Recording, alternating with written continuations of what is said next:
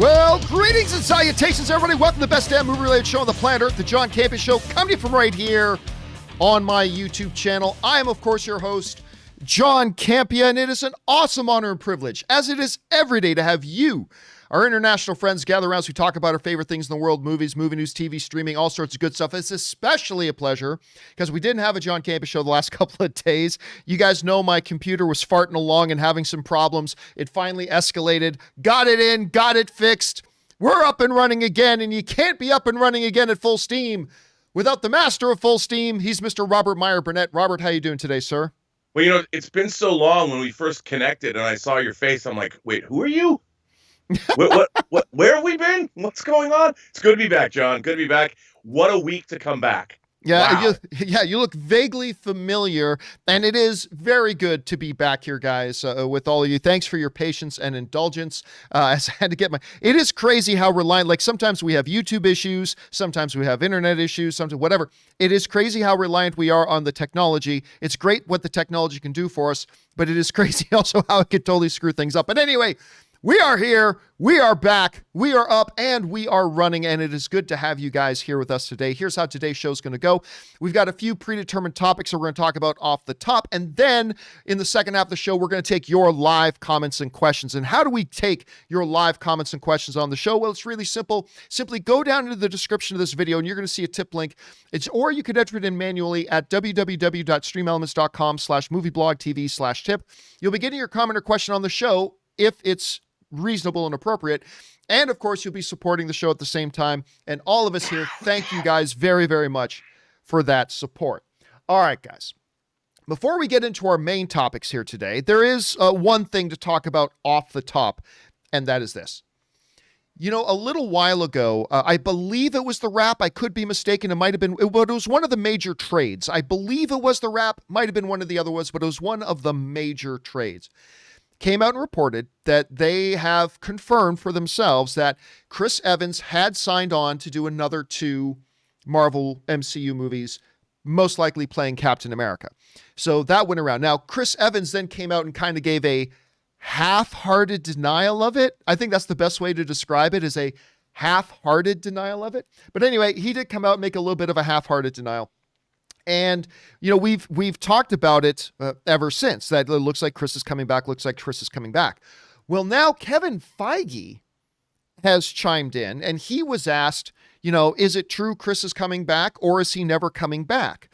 And Kevin Feige said the following. He says, I rarely answer no to anything anymore because things are always surprising me with what happens. But that rumor, says Feige, I think was dispelled rather quickly by the man himself. So again, Kevin Feige says, I rarely answer no to anything anymore because there are always things surprising me with what happens. But that rumor, I think, was dispelled rather quickly by the man himself. Okay. I will say this. Is it possible that Chris Evans right now does not have a signed contract to come back? Yeah, it's possible. But this trade, if it's the one I was thinking of, which I think is the Wrap, I'm not the biggest fan of the Wrap, to be honest. But Rob, you and I were talking beforehand. Yeah. They are rarely wrong when it comes to their scoops, when it comes to their breaking news. They are rarely wrong. And I remember when Chris Evans came out and kind of gave that half-hearted denial. It says, doesn't really sound like it sounds like he's playing a little bit coy. And I'll be honest with you, I think this Kevin Feige thing sounds a little bit coy too. If Kevin Feige is the chief of Marvel, Rob, if Kevin Feige knew Chris Evans wasn't coming back, he would just say, no, Chris Evans isn't coming back. So, well, you know, I never want to say no to anything, but I think that was dispelled by Chris himself. I don't know. So who knows? Like, you know me, Rob, I've said from day one, Chris Evans is coming back. Robert Downey Jr. is going to be back. It may take 1 year, 2 years, 3 years, whatever, but they'll be back at some point. Maybe yes, maybe no. But anyway, Rob, we talked about the reports of Chris coming back. We now hear from Kevin Feige sort of, you know, nebulously maybe tonight. I don't know. Where are you on this right now? What do you think's going on? Well, I think with everything going on, with the series coming out and just say, sure, I'm open to coming back. I mean, I think, look, it is the Marvel Cinematic Universe. Captain America in the comics was assassinated, killed, and he came back. So, I mean, in this instance, he's not dead. You know, we saw him as an old man. He's still existing in the MCU as an old dude, unless, of course, in Falcon and Winter Soldier, it has his actual death, or maybe they fake his death. Who knows what they're going to do? I don't know. But I think it's a possibility. Spock came back from the dead. Anybody can come back from the dead, John. Yeah, why not? I still believe it's done. I cannot confirm this. I don't have any insider sources on this. I'm strictly going by what the major trade said. I still believe that deal was done. I think we are going to see Chris probably before the end of 2022. I think we're going to see Chris on screen before the end of 2022. Again, that's just me, pure fan speculation, no insider information whatsoever. That's just me guessing. Question is, guys, what do you think about that? Jump on down into the comment section below and let us know your thoughts. Okay, guys. With that down, let's now move into our main topics here today. And how do we select our main topics here on the John Campea Show? Well, it's really rather simple. You see, you guys come up with our main topics. Whenever you come across a big topic, story, or issue that you think we should have as a main topic here on the show, simply go anytime 24/7 over to www.thejohncampeashow.com/contact. Once you guys get there, you're going to see a form. Fill it out with your topic or question. It's totally free. Hit submit, and then maybe, just maybe, you might see your submission featured as a main topic here on the John Campea Show. With that down, let's get on to main topic number 1. And our first main topic today gets submitted to us by Matt Gorman, who writes, "Hey, John, big fan of the show. Thank you so much, Matt. Did you see that Moviepass's website has been resurrected with a countdown? I loved Moviepass, but I also watched its slow demise. Do you think they have a possibility of returning? Would love to hear your thoughts. Thanks." All right, thanks a lot for sending that in, man. And oh my goodness, it's like the ghosts of future past, Rob. Or Ghosts of Christmas Past, Future Past, mixing X-Men and Ebenezer Scrooge in there. It's like the Ghosts of Christmas Past coming back. Moviepass, ladies and gentlemen, is in the news again. It's in the news again. And it's so, look, just a quick Cole's notes here. So Moviepass comes out. They eventually gave this deal, $10 a month, go to up to one movie a day. I think it was one movie a day for $10 a month. Sounded too good to be true. That's because it was too good to be true.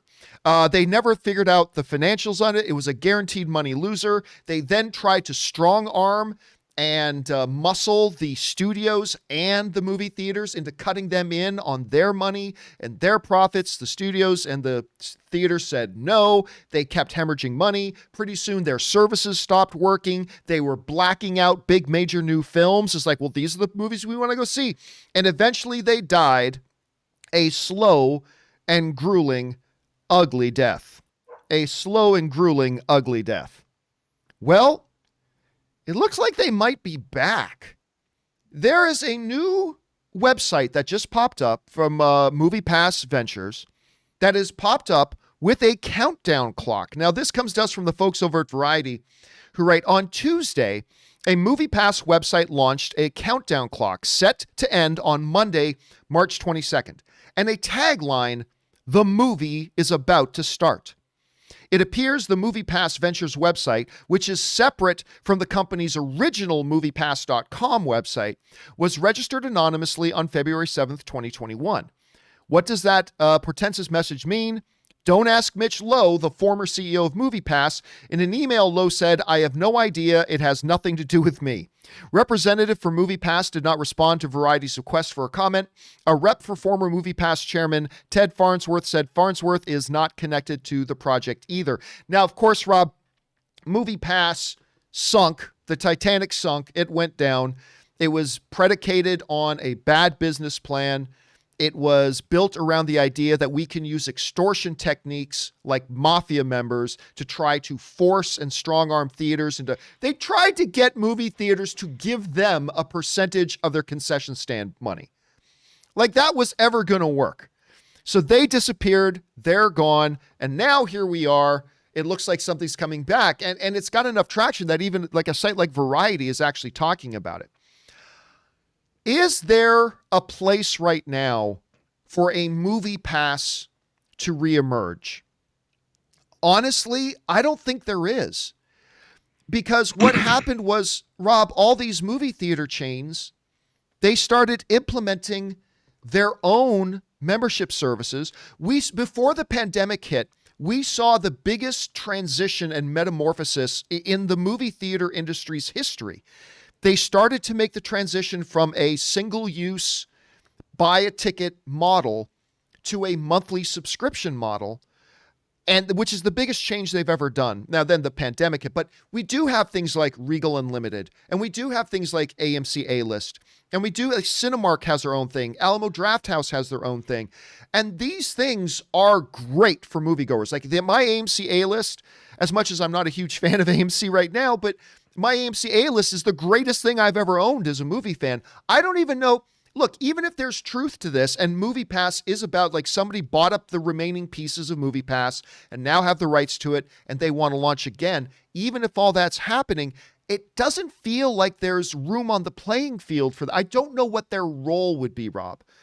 Because whatever you try to do, you're going to have to try to get the theaters on board with you. And since they're all kind of peddling their own subscription services, I just don't see how it would work. Rob, the two questions for you are, number one, what do you think this ominous countdown clock to some kind of Moviepass relaunch means? And then number two, is there even a place for a Moviepass in today's market? How do you see it? Well, I think all of this is just clever viral marketing for the return of Quibi. But that's just me. No, when I saw this, you and I were both Moviepass customers.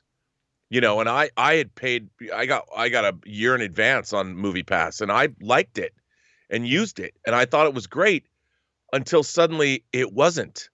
And the very thing that was paid for couldn't happen anymore. You couldn't go to movies. They limited the showings. The business model, and I think one of the reasons I wanted Moviepass, I'm like, how is this even going to work? Even in my head, I couldn't figure out, how does this business model make any sense at all? And of course, it didn't. So, and like you pointed out, I think one, Moviepass is not going to come back. And two, as you astutely pointed out, all of the other major theater chains implemented their own membership plans, which people love, and they work great. And why would you have a middleman between your theatrical or your theater chain's subscription service, whatever you want to call it, their pass? What's AMC's called? A-List. A-List. Okay. Why does AMC need a middleman when they have their own? And you can deal directly with the theater that you're going to or your favorite theater chain. I don't think Moviepass is going to come back. I think it's some kind of a publicity stunt for something else because it didn't work. It's never going to work, especially now with, like you said, all these theater chains have implemented their own subscription or their own pass programs. What's Moviepass possibly going to have to offer to anyone? And here's something else interesting to keep in mind, Rob. There's something this could be loosely connected to. Marky Mark of the Funky Bunch has a documentary series coming out on the rise and fall of Moviepass. So maybe this Moviepass thing now, according to the story, they had a source that said it wasn't connected, but they haven't been able to get an official comment from anybody. So of course, Mark Wahlberg has I believe it's Mark Wahlberg has a documentary coming out, a multi-part TV documentary for one of the streaming services about Moviepass and everything that happened with it there. So, maybe this is connected to that or not. Maybe it is, maybe it isn't. That I don't makes know. sense. It would make sense. So I don't know. We'll have to see how all this kind of unravels. Question is for you guys. What do you think about this? Do you think Moviepass could make some kind of triumphant return? Do you think there's even any room for it? Maybe they're just talking about trying to hype up and promote, the documentary that's coming out. I don't know. What do you guys think? Jump down into the comment section below and let us know your thoughts. All right, guys. With that down, let's move on to main topic number 2, shall we? And our second main topic today gets submitted to us by Taiwan, who writes, "Hello, John and Rob. Ultimately, the fans will be the biggest winners this weekend. But since we can't have box office results, in your opinion, who wins the streaming battle this weekend? Will it be the Falcon and Winter Soldier or Zack Snyder's Justice League? Thank you, and may your days be filled with filth. All right, thanks a lot for saying that in Taiwan. And yes, big week that's happening this week. On Thursday and Friday, respectively, we have the Zack Snyder's version of Justice League. We have the newest Disney Plus series, Falcon and the Winter Soldier, which is my most anticipated Disney Plus series. This is my most anticipated of the Disney Plus series is coming out. And I've seen both. Not the entire Falcon and Winter Soldier. I've seen episode 1. I've seen episode 1 of Falcon and Winter Soldier. I will not go into any reviews on either of them, but I will say this. I've tweeted about both of them, though, and I'll tell you this. They're both really good. They're both really good.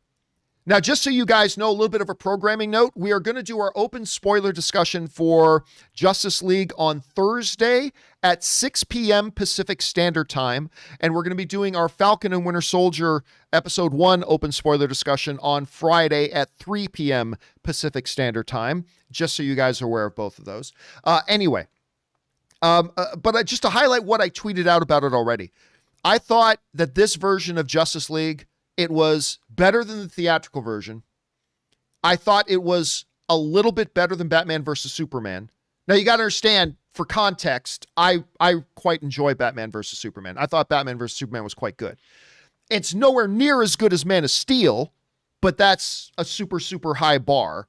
I don't think it's as good as Man of Steel, but there is that. And it should be pointed out right now, actually, that Snyder Cut, now you may not think 77% is all that big, but it does represent the highest critic rating of any Zack Snyder DC thing right now. And I contend 77%.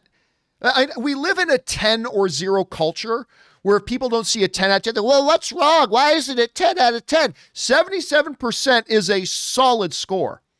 That is a solid score, and right now represents the best of any scores. So if you are a fan of Zack Snyder's DC material, then seeing this come out and get the highest critic rating that of any Zack Snyder DC material so far, that's got to be encouraging.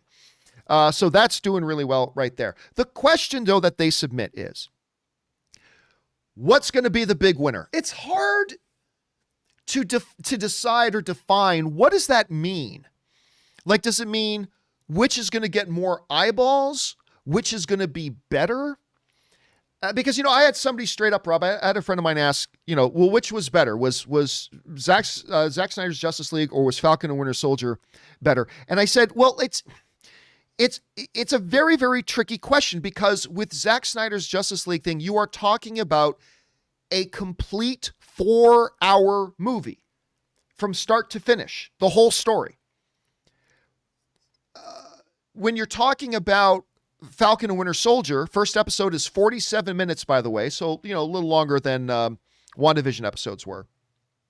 When you're talking about Falcon and Winter Soldier, you're talking about episode 1. You're talking about part 1. I said the better comparison would be, what's better, the first 40 minutes of Zack Snyder's Justice League or the first 40 minutes of Falcon and Winter Soldier? And obviously that's a ridiculous question to ask. So it's very, very hard to say.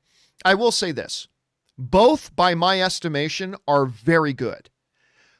But if you want to go into a big hypothetical about, you can only pick one, Rob, you can either watch the whole Zack Snyder 4-hour Justice League, or you can only watch episode 1 of Falcon and Winter Soldier, then the answer is Justice League.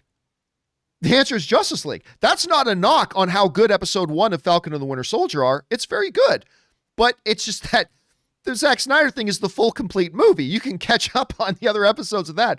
So yeah, overall, I'd say Justice League. But what they said in the question is, it's a win for everybody. This is a week, Rob, unlike many other weeks in the past year.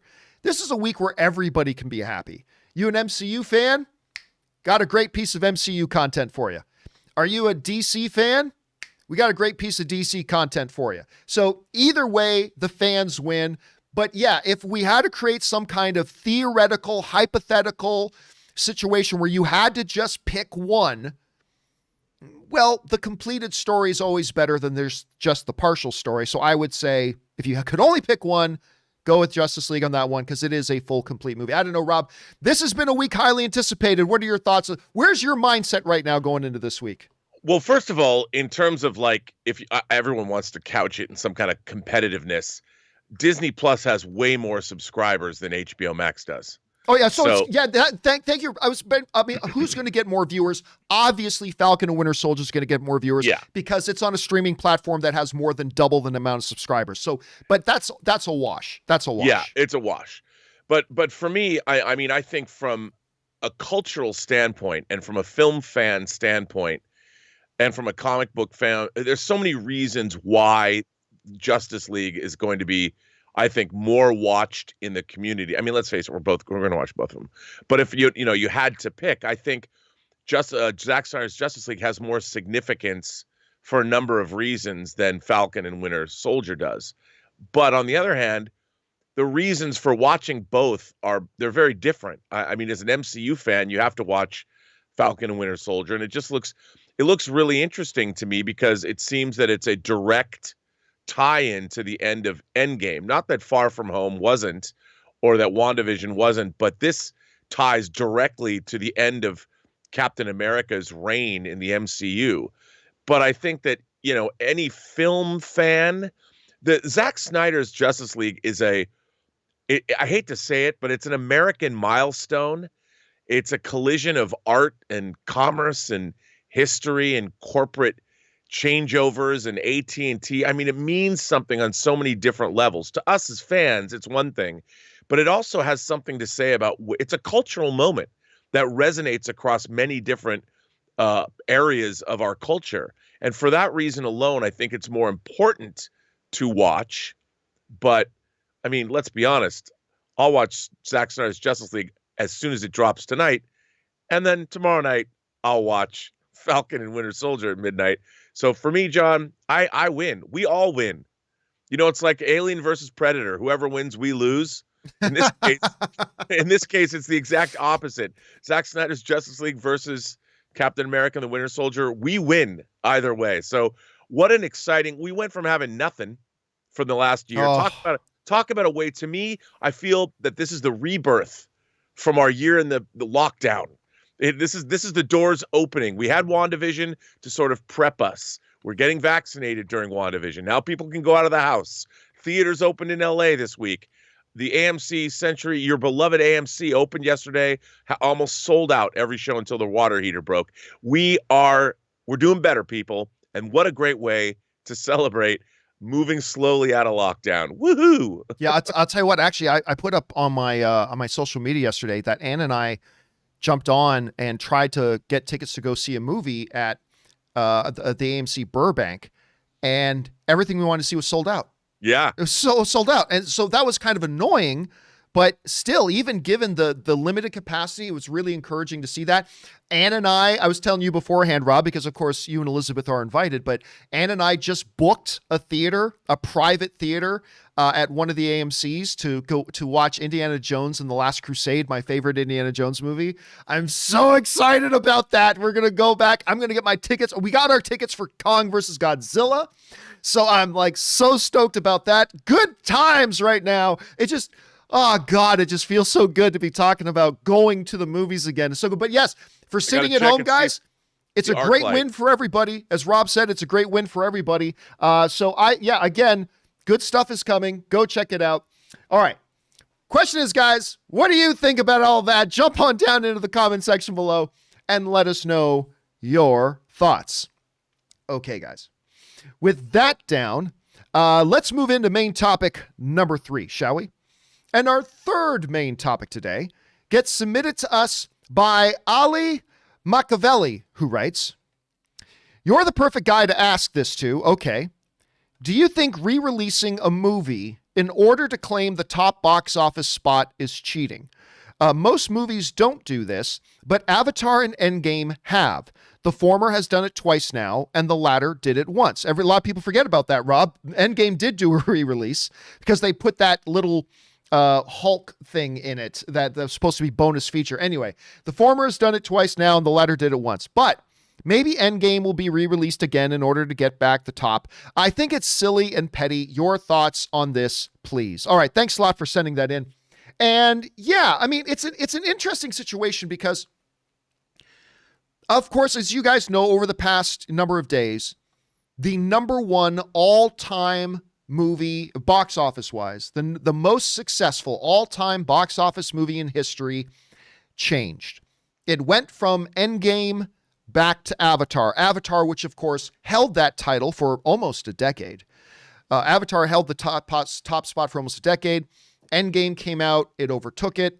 And we've said, Rob, we have said on this show ever since Endgame came out, we said at some point Disney's going to re-release Avatar and have it take back the number one spot. And then at some point down the line again, Endgame will get another re-release and they will play hopscotch with each other through history, changing and sharing off and handing off the number one box office spot titled the movie. Is the question I've been getting sent to me a lot is, both on my social media and here on the channel, a lot of people asking is, should this even count, Rob? A lot of people asking me, should this even count? When you consider the fact that it had to come out and be re-released in order, by the way, I love that graphic that Ray made, that this thing had to be re-released in order for it to take back the top spot. And the answer for me to that question has always been this: the number is the number. That's it. The number is the number. I don't care by hook or by crook which way you got to it. You can argue, oh, Avatar, I just had this Chinese release and that's why it's got it. But people who like are Avatar sympathizers will say, oh, but Endgame, if you take inflation into account, Endgame didn't even come anywhere close to Avatar. And then, it can go back and forth. It can go back and forth. To me, listen, you mentioned in the email that most movies don't do this. The reason most movies don't do this, Rob, and this is key, the reason most movies don't do this is because most movies wouldn't be able to be put back in theater and generate interest amongst fans to go back in a large amount to pay money to go see it in the theater again. There are some movies that do have that draw and that power. Endgame is one of them. Avatar is also one of them. And if it says something about your movie that, hey, this movie's available on home video and has been for years, but if we put it back in theaters, people still want to go see it. That says something about movies like that. And so if people have to buy a ticket to go out and see it in a theater, then no, it's not cheating. It's legit. It's as legit as anything else. It's no more cheating than saying Endgame shouldn't even qualify because whereas Avatar was a true standalone movie, Endgame was the byproduct of an 11-year build-up, 20-plus movies, 25-plus A-list Hollywood stars, blah, blah, blah, blah. It doesn't matter. I don't care about any of the song and dance. What's the number? And right now, the number is that Avatar is the number one all-time box office film in history. At some point, Disney will go, hey, everybody, want to get ready for Avengers 5? Come on back and watch Endgame in the theaters again to get all built up for it, and then it will take the number one spot. And I'm fine with that. I am fine with that. These are two movies that, through their success, have earned that top spot. And if they play hopscotch a little bit and people are still willing to pay money to go to theaters and see them, whatever's the number's the number, Rob. That's my opinion of it. Rob, I'm curious, when you look at this situation, because we are talking about a significant milestone here in all of movies, the number one movie of all time. Is the re-release dance, is that cheating? Is it as legitimate as anything else? How do you see this? Is Avatar to you now the number one box office film of all time, or is it still Endgame? Yeah. No, it absolutely is. What people forget is movies used to get re-released all the time. Gone with the Wind, Disney films like all their classic animation and Mary Poppins and things like that Star Wars got re-released many times from 1977 all the way through the special editions. And all of that box office counted as far as their theatrical release goes. I mean, if you look in the box office to Gone with the Wind, I mean, it generated tens of millions of dollars in re-releases because people couldn't see movies Otherwise, they had to put classic films out in theaters even before television.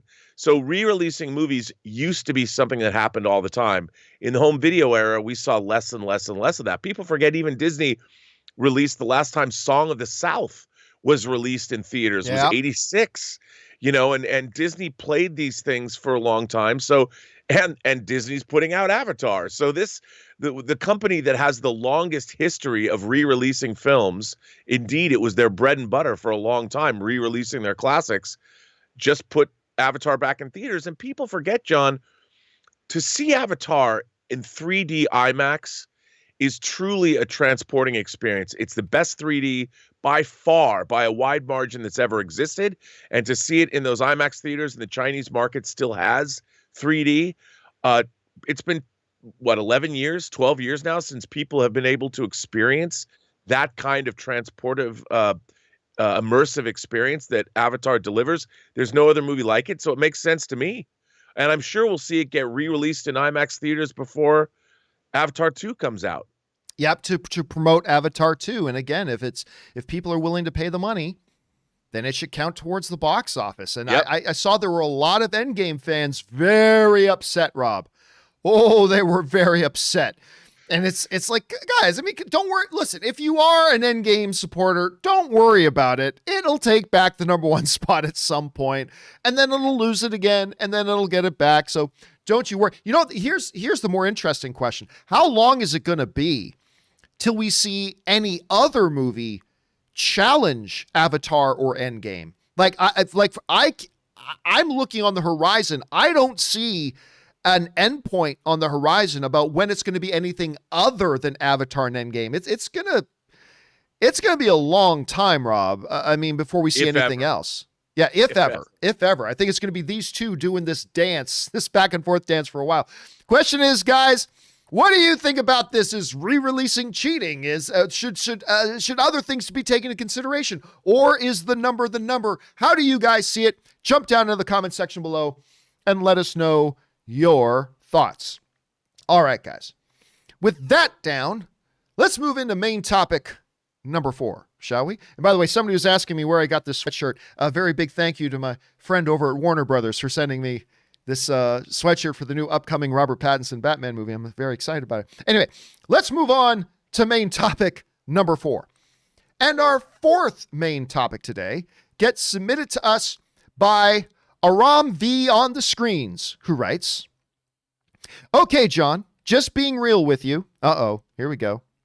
"I have never understood your love of those horrible Man of Steel and Batman vs. Superman movies. You don't need to understand it, man. It's all subjective. It's all good. But whatever. How can you still be interested in Zack Snyder Justice League?" By the way, guys, try not to send in abbreviations. It would just help me a lot. Anyway, how can you still be interested in Zack Snyder's Justice League? I know you saw it, but despite the fact that since 2017, you've been saying a Snyder edit was out there, but that a finished film wasn't, I keep seeing these Snyder sheep comment that John said a Snyder Cut didn't exist. There's even some video someone made editing out all the parts where you specify you're talking about a finished film. How can you justify this movie when its ignorant followers act so stupid? All right. Thank you for sending that in, Aram. I appreciate that. But let me say this first. Within the last couple of years, the Zack Snyder Justice League cut movement, is there a bit of a toxic, poisonous overtone and underbelly to that group? Yes. But guess what? So does every fandom. You don't think Marvel has that? You're damn right Marvel has that. Rob, I remember there's a friend of mine who used to come on my show once in a while. She now works for really one of the big major trades. But there was a friend of mine back when the first Avengers movie came out, and she happened to be the first person to ever give a negative review to Avengers. And it's like, it's cool. You know me, I think it's the greatest comic book movie of all time. But it's like, oh, okay, so she didn't like it. She watched it, didn't work for her. Dude, she literally got death threats. She got some of the most misogynistic, hateful, poisonous stuff slewn at her.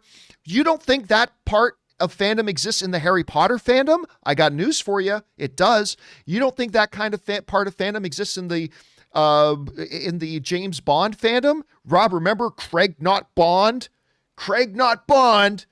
All that. Guess what? It does. You don't think it exists in Marvel? Guess what? It does. So listen, if you're going to say I can't be a part of a fandom because there's a part of that fandom that doesn't act very nicely, well, then the problem is you're never going to be part of any fandom because every fandom's going to have it. The question is, are the majority of the people who are part of that fandom well-meaning, well-intentioned, all that kind of stuff? And I would say that that's true of all of them. I think that's true of the Marvel fandom, of the DC fandom, of the James Bond fandom, of the Harry Potter fandom, of whatever the fandom is you want. I think that's true of most of them. So don't be put off by that, or else you're going to be put off from every single fandom.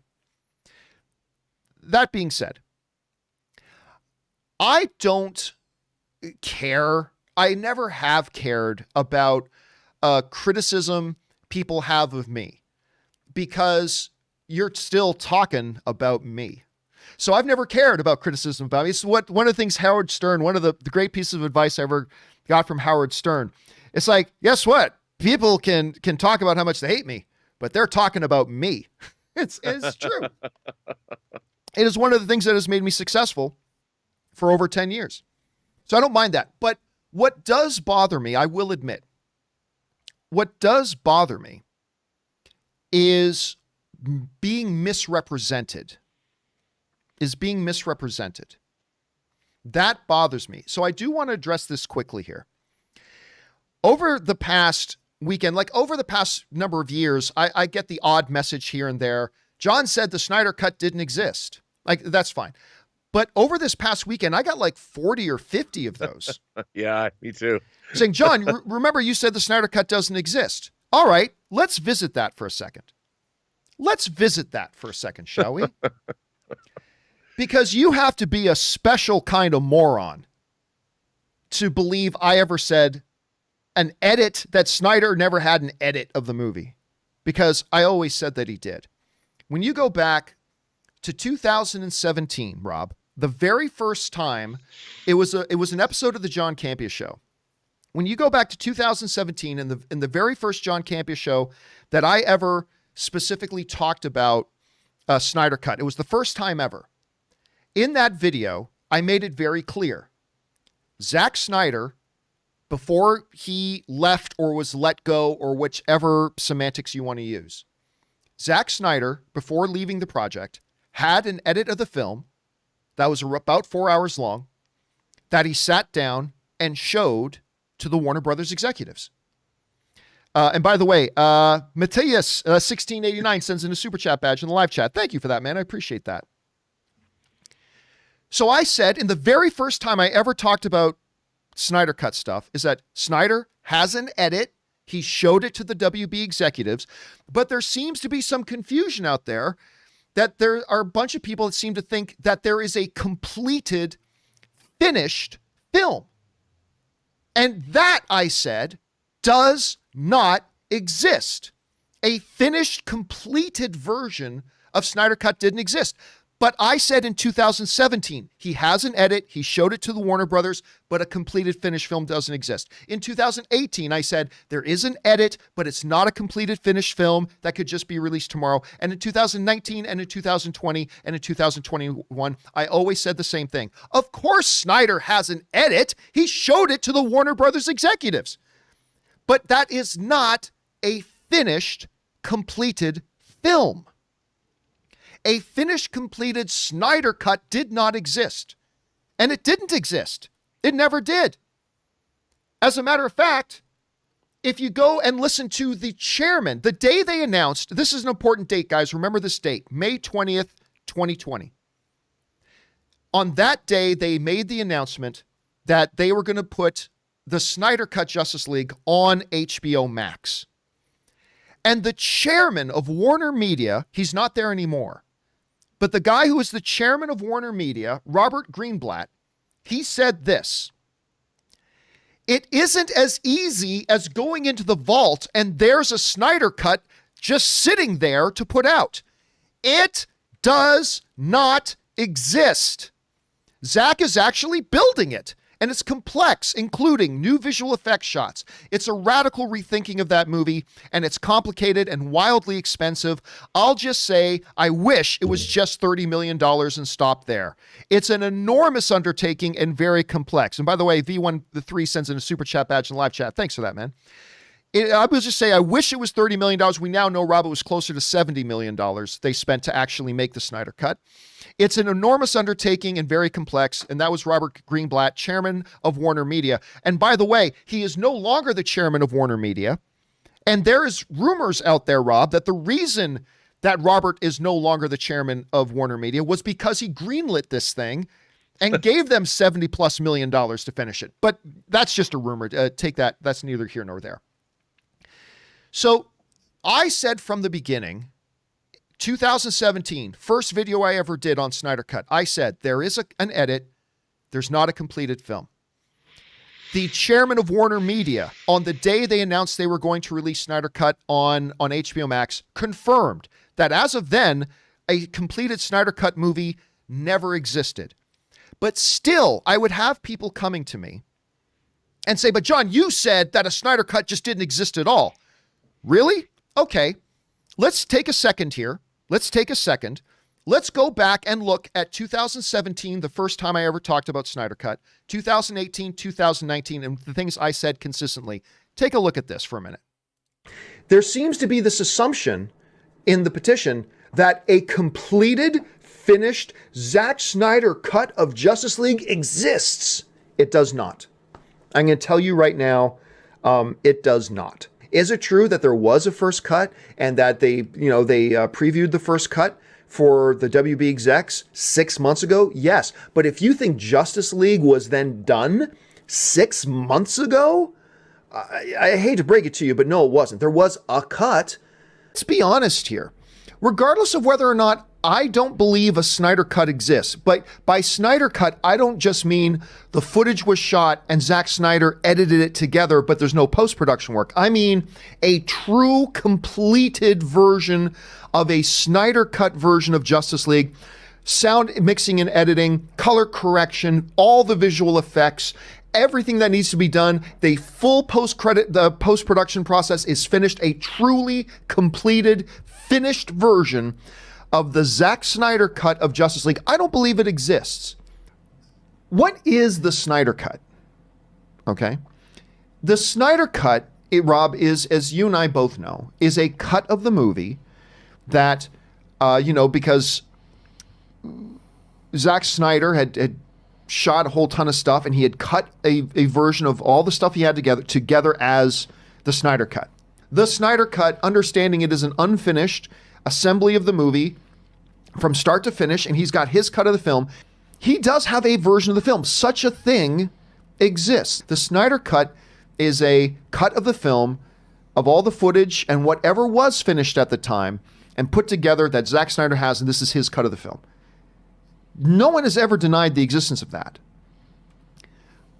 But what the Snyder Cut is not, and what a lot of people have confused, the Snyder Cut is not a ready to be released, 100% post-production, color corrected, audio engineered, soundtrack laid, visual effects 100% complete, blah, blah, basically a finished version of the film that is ready to be released in theaters right now. That does not exist. So I've been saying the whole time, since the very first time I talked about Snyder Cut in 2017, first video I ever did of it, there's a cut of the movie. He showed it to Warner Brothers, but a completed, finished version does not exist. And then, Rob, what I would get is a bunch of people would come to me and say, well, John, nobody really thinks a finished version exists. Nobody really thinks that. Bullshit. Because every single time I would bring up over the past 3.5 years that, guys, yeah, Snyder has an edit of the film, but it's not a completed film ready to be released. Every single time I would get hundreds And hundreds of people calling me an idiot, saying, yes, it did exist. Yes, it does exist. It's completed. It's finished. For example, this morning, 5 minutes before we started the show, Rob, I hopped on Twitter and I just picked a random tweet I put out. A random tweet I put out in 2019 where I just said, hey guys, I keep seeing there's some confusion about this. There is no completed, ready to go, ready to be released version of Snyder Cut. He's got an edit. You should be asking Warner Brothers to finish the Snyder Cut and then release it, right? This is what I got. This is just pulled from, these are just some responses from that one tweet I did, Rob, saying everything from, there is a finished cut and it is complete. You are in serious denial. John, it is sitting on a shelf because it's done and you don't do your research. John, Momoa said he saw the finished cut with all the effects done. John, from what I've read, it is finished. Also writing, you're only saying that it's not finished because it's Zack Snyder. Snyder has confirmed that the Snyder Cut is confirmed and dead. This is just from one tweet I put out. So don't tell me, oh, John, nobody actually really thought it was done. Oh, yeah, they did. They just started pretending like they weren't insisting it was already done. Once May 20th, 2020 came and they opened up the doors and it got revealed, John was right. He had an edit, but it wasn't finished. And it was so unfinished, that they needed $70 million to complete it. They needed $70 million to complete it. So while I don't care about criticism and all things like that, it does get under my skin a bit, I will admit, and nothing should get under my skin, but I will admit it does get under my skin when what I said is being misrepresented.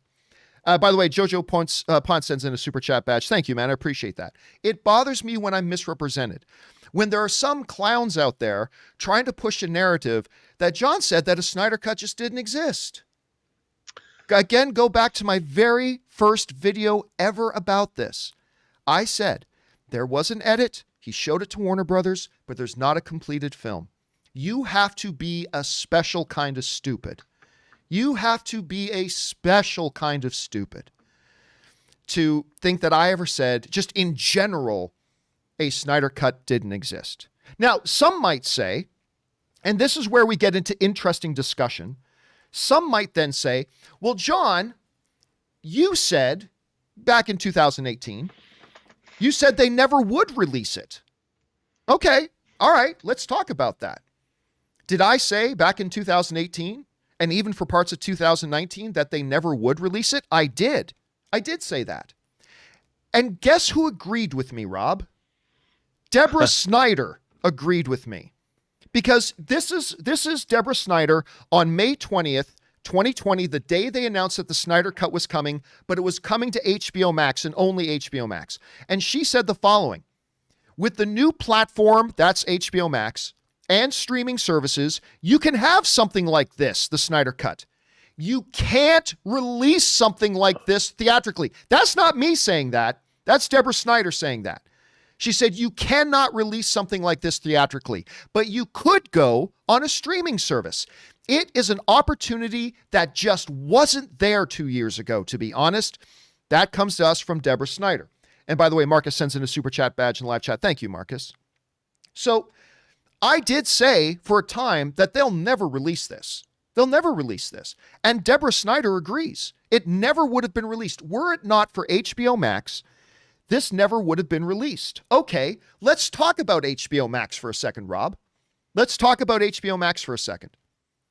On May 20th, 2020, they announced that they were going to actually finish and actually do the Snyder Cut and put it on HBO Max.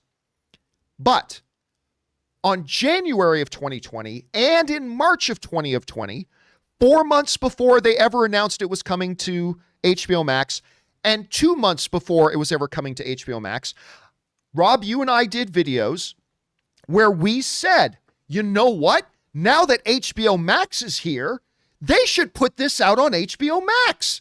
This was 4 months and 2 months before they ever made the announcement. And we said, so I went from saying they're never going to release this, and Deborah Snyder agrees with me, to, you know what? HBO Max is here now. they should put this thing out on HBO Max. They should totally put this out on HBO Max, and I think they will. Now, Rob, the one thing that I got wrong about this, and I've admitted it, and you got right, by the way. I got this part wrong and you got this part right. The one part I got wrong about this was in saying that I think they should release this on HBO Max and that I think they will release it on HBO Max. I said, I don't think they'll put any money into it. I said, I think they'll just take it and release it as it is. And according to Zack Snyder, they did discuss that at one point. And he refused, and good for him for refusing that. But I thought they would just release it without putting any extra money into it. You, on the other hand, Rob, you said from day one when we talked about the HBO thing, you said you think they will put money into it. And you, sir, I give that to you. You were right. I was wrong on that part. They did put more money into it. They did put extra money into it. So there's that. And it's great. And there was joy amongst all the people. But at any rate, look, we can agree and disagree about movies. That's great. We're all going to have massively different opinions about movies. It just bothers me when somebody so blatantly and so obviously and so egregiously and purposefully misrepresents what I actually said. And I, Rob, couldn't have been any more clear. You and I both could not have been any more clear. We had always said from the first day we talked about it, the cut exists, but this finished movie doesn't. And we got tons of pushback from people whenever we said it, saying it did exist. And we kept saying, no, it doesn't. And we were right. And you want to argue about my opinions on certain things and whatever, we can do that all day. And that's good. Those are good discussions to have. Just don't purposefully, egregiously, deceptively misrepresent what it is I actually said, because that, I will admit, bothers me. And I think it would bother anybody. Anyway, Rob, this has been a whole topic because, you and I both for years have talked to each other about, look at these clowns, these messages we're getting from people insisting that the movie's done and blah, blah, blah, and calling us names for saying that it's not. Anyway, now that we've finally come to the end of this long road, your take on this whole journey, this almost epic journey we've been on here. What's your thoughts on this? Well, a lot of my frustration with all of this was that I was kind of thinking about it from an industry perspective, in the sense that what fascinated me the most working in post-production myself is obviously there was a cut. There's always a cut of a movie when people start shooting because you're working on it from the second day of production when you got your footage in. And on large budget effects features like this, they have previs they can start cutting together. But the idea is when I think people's lack of understanding about the process was frustrating. About this. And also, Justice League was completed and released, and there are actors, for instance, that are in this version of the movie that were not in the finished version of Justice League. So there's actual contracts, SAG contracts and other contracts that would have to be renegotiated. And there's just a lot of, from an industry perspective, things that would have to have happened for this to occur. And so I was always kind of thinking about it from that perspective, and it was frustrating trying to speak to people from an industry perspective that would just dismiss it. And like you said, I even said back in my own show, because somebody wrote in and told me this, that back in November of 2019, I was all like, you know what? I was talking about HBO Max, and I said they could make this happen because there's nobody at Warner Brothers. Where'd the money come from? You can't just put money into something. A studio can't just decide, well, let's throw millions of dollars in to finish this movie that we've already finished. It's like, where would that, like anything else, where's the budget come from? Studios just can't. So that was the big thing for me, was who's going to pay for this and how are they going to get remunerated in some way for putting up that money? Because a studio can't just spend money on something. And so, I think that was where I was coming from. And it was frustrating to try and explain from an industry perspective and a filmmaking perspective what was going on. But what I think is so great about this is that HBO Max did step up. And it's something that they saw immediately, the new regime at Warner Brothers. They didn't have any connection to the first regime, or for them it's like, hey, we're the new guys in town, wouldn't this be cool if people want it? And it was a perfect storm that happened, something I never saw. I didn't foresee HBO Max coming into play here, and it has, and they paid for it. And people have to remember, Deborah Snyder herself, dude, 2,600 visual effects needed to be finished in this thing. 2,600. There were only 300 visual effects in Tenet. That's an incredible amount of visual effects that needed to be finished. This movie was so far away from being in a format that could ever be shown, more than I even thought. After hearing about what happened, the Snyder Cut as it existed was way far away from being able to be released. And Zach himself said, like you pointed out, there was discussions of releasing what existed. And Zach said, there's no way. I would never release something that's unfinished, because when people criticized it, you'd be able to point at me and go, see, this Snyder Cut isn't so great, because it wouldn't have been done. It wasn't ready to go. So I think everybody should just be happy. Look, we discussed it for 4 years. Now it exists. And dude, I know you've seen it. It's good. I have not. And I cannot wait. Yeah, and listen, I cannot wait. I gotta say too, there was a long period of time, like I am a fan of Snyder's. He's only ever made one movie that I don't like, and that was Sucker Punch. I've liked all of his DC stuff. I particularly, obviously, Man of Steel. I mean, it's one of the greatest of all time. I love Batman versus Superman, all that kind of stuff. But I never really thought there was a point to it. To be honest with you, I never thought there was a point to releasing it until maybe around mid 2019, maybe the beginning of 2020, just because there's so many people who wanted to see it. It's like, whatever. But I gotta say, man, it's better than I thought it would be. And it doesn't capture Man of Steel level excellence, but that's a super, super really high bar. The one thing I will say about it right now is that it suffers from the same thing that the Batman versus Superman Ultimate Cut suffered from, because I think the Ultimate Cut was a bit better than the theatrical cut of Batman versus Superman. Oh yeah. But it was also a little bit over bloated. It was longer than it needed to be, and I felt a little bit of that in this Justice League. Although, like the Ultimate Cut, it is better than the theatrical version. I think even better than Batman versus Superman. So, but it's all subjective. It's going to be up to everybody's own individual opinions. But again, right now,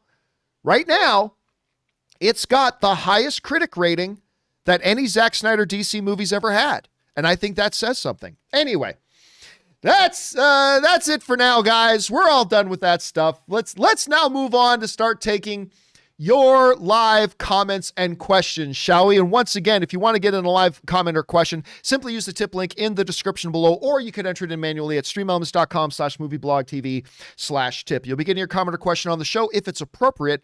And of course, you'll be supporting the show at the same time. All right, guys, with that down, let's get into your live questions, shall we? We're going to start things off here with Wesley Cunningham, who writes, 1 of 4. Hey, John, saw my last comment was mistyped and a little confusing. To clarify, I was asking about how streaming prices, if someone wanted all the good ones, was now outpacing cable. He forgot to put in 2 of 4. We'll go right to 3 of 4. As well as slowly replacing DVD, Blu-ray, and even VOD purchases of theatrical films. Example, HBO, TNT, and other Warner channels on cable have shown and original movies, and WB also put out movies in theaters that later were released on Blu-ray. Now HBO Max will be the destination for all things Warner that are not currently in a theater. Do you think that's a fair justification? Would they go to the bundle route if customers voice enough frustration and streaming becomes too expensive? And unfortunately, Wesley, instead of putting in 2 of 4, you accidentally duplicated your 1 of 4. So I think I'm missing a lot of your context of what it is you're asking here. But here's the thing. Rob, when we've been talking a lot about the streaming services and how not only does how it impact, cable, because normally when we talk about streaming services, we're instantly talking about cable and how it impacts cable and cable cutting and all that kind of stuff. But it also comes into play about how does it impact other media consumption, like home video, Blu-ray, DVD, things like that. And the very fact that we've been talking the last couple of days about last couple of weeks, that streaming services have now become more expensive than our cable package was. And how can we make that happen? But Rob, let me ask you specifically, kind of spinning off what Wesley was writing in. How do you see the streaming stuff now that we've got Paramount Plus, HBO Max, Amazon, Disney Plus, on and on and on? How do you see that further impacting the physical media stuff like DVD and Blu-ray moving forward? Unfortunately, and you know how much I love my physical media has been selling less and less every year, dropping 15 to 20%. And we have a whole generation of people that have been born after the physical media era. They see no use for it. I mean, some people, I see a lot of young people getting into collecting physical media as a collecting thing because they're aficionados, which is very cool. But our culture is changing. Someone once told me, "You're so old. It's so 20th century to put a disc in a machine." And I'm like, they're not wrong. But I think the real problem is, I think the real threat is part of our cultural history, in that a lot of the things that we love, obscure science fiction and horror films, they're not going to be watched by the masses. So the analytics on streaming services are going to say, well, what's the point of putting some obscure B movie from 1961 on our streaming service when 4 people watch it a year, when we can put on something new that gets 1 million views a year? And that view is not incorrect, because we are a obviously consumer and profit-based civilization. So what I fear, and the reason I collect a lot of physical media, is that, you know, as movies get older, John, they sort of age out from pop culture. I mean, I think back, even movies I loved in the early 80s or the 70s are movies that people are like, I've never heard of that. And I'm thinking to myself, well, how can you have never heard of that? Well, it's because it's 50 years old. And I'm talking to somebody who's 25. I can't expect a 25-year-old to know every movie I saw because I'm twice as old as they are. It isn't fair. But I do think that our cultural legacy should be preserved. And that's why, you know, at least until I'm dead, I will be buying whatever physical media I can.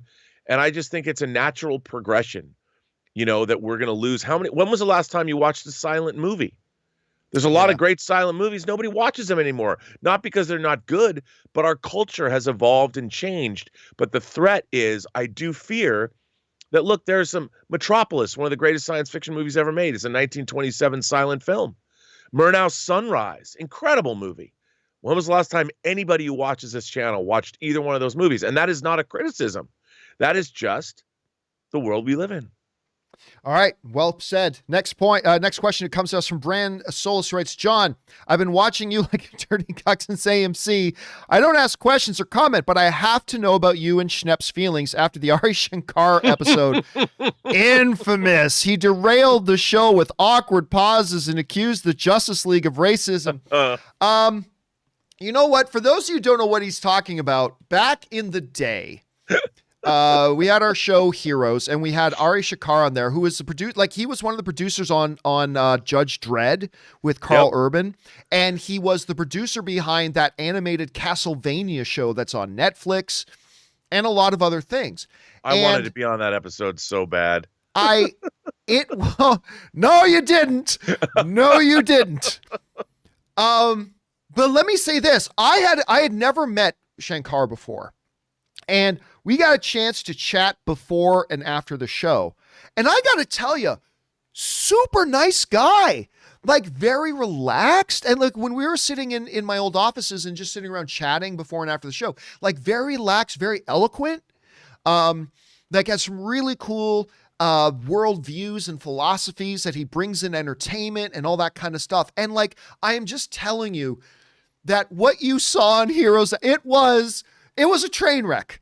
There's no doubt about it. And Schnepp and I talked about that show like forever. We just talked about that show forever. It was a train wreck. It's like, so Ari, what about this? And the camera cut to Ari.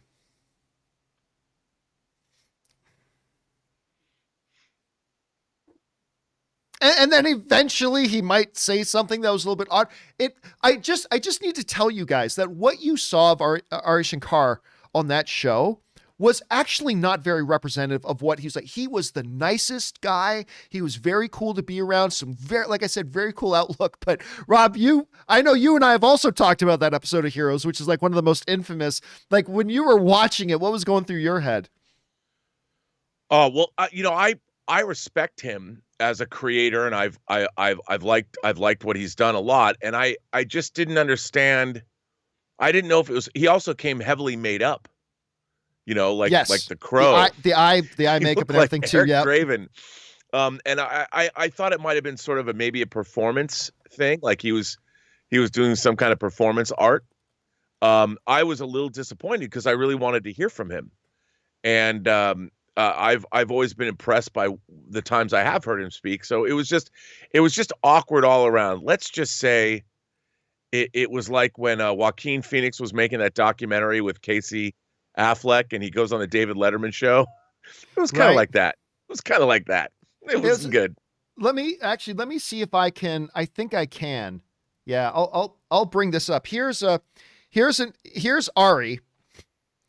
that was the day of the episode of Heroes that we had him on. Yeah, and again, don't be fooled by his look.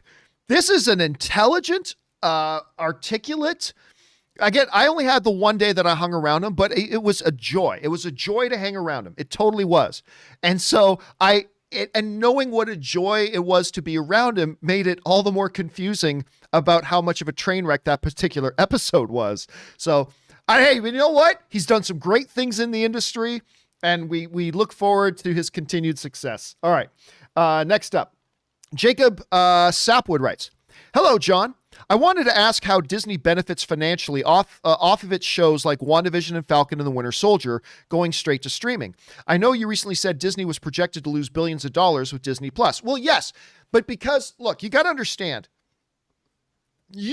many of us are like instant gratification hounds, right? We are instant gratification hounds. Rob, one of the main reasons I don't own more Hot Toys is because I don't want to order it 6 months in advance. I want to order it. I'm of the Amazon same day delivery generation. I want to order it and have it there by 8 p.m. Damn it. I want it now. I can't wait. And when it comes to the streaming services, yes, Netflix lost billions. Disney Plus has lost billions already, but because they're not playing the short game, they are smarter than us. And they know that what they are doing is they are laying the groundwork for what is going to be a profitable venture for them for decades to come. But a part of doing that is laying the groundwork of getting great, original, exclusive content of movies, TV shows, things like that. You have to lay that foundation now. And that is what they are doing. And maybe it'll be, remember Bob Iger said it's going to be X number of years before we ever turn a profit. But that's okay because they don't think short term. It's like when they bought Star Wars for $4 billion. They knew they weren't going to make $4 billion on Star Wars in the next 3-5 years. They think in terms of decades. And so how they benefit is that they are building that user base. They are building their library. They're building their exclusive content, and they're growing those of us who pay to subscribe to the channel. Same is true for HBO Max or anything else like that. So I don't know, Rob, how would you answer that question? Well, first of all, I just want to point out, if you wanted to order the WandaVision, Wanda Maximoff, the Scarlet Witch, and the Vision Hot Toy, do you know when it would come? I'm almost afraid to ask. September of 2022. No! Yes. See, I couldn't do it. Yeah. But you have. I'm going to bet you've ordered them already. I cannot tell a lie, John. I have indeed. And to me, I now see pre-ordering Hot Toys as an optimistic affirmation that I'm going to live that long. So as long as I figure that I'm buying Hot Toys, it's going to be funny because if I pass away, people will just get these random, if someone doesn't live here anymore, they'll just be one day a random Hot Toy is going to show up and someone's going to be happy or perplexed. But no, I mean, look, I think that one of the problems that our culture has from a business standpoint is everybody's planning for the next fiscal quarter. They want everything now. And, we have major power players in the world, such as China, a country, a nation, a way of life, a people that have been around thousands of years longer than we have. So the idea that short-term thinking is never good. And while I understand shareholders need to see those yields and all that, I think sometimes a little bit more long-term thinking could do us all a little better. At least in terms of, look, do I want my Hot Toys now? Yes. I hate waiting for them. Hopefully Heavy Mando is going to be here today because it's sold out. But I do think that we should start, thinking and planning a little bit further ahead than the next fiscal quarter. All right. Next up, we got Jesse who writes, "Hey, John and possibly Rob. I'm a total gearhead, and because of that, one of my favorite things in movies and TV are cool cars. My favorite by a mile is the iconic DeLorean from Back to the Future. What are some of your guys' favorite on-screen rides or on-screen rides? Rob, I got to admit, when I think of like iconic cars on screen, I more lean towards the television side. The boys' car in Supernatural to me is I got a action figure of it over here. Obviously Knight Rider is one that comes to mind. It's just, John, it's a Trans Am with a shift. It doesn't matter. It's an iconic car. The Gene Hackman's, I don't know why Gene Hackman's car in The French Connection. For whatever reason, that car. I know, Rob, do you got a favorite car or two from movies or TV shows? Well, yeah. Okay, first of all, TV. I got to start TV.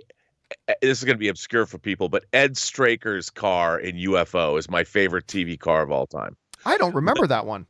Yeah, Lady from the Thunderbirds, Lady Penelope Crichton Ward's pink Rolls Royce. Those are my two favorite cars. Maybe the Prisoner's Lotus.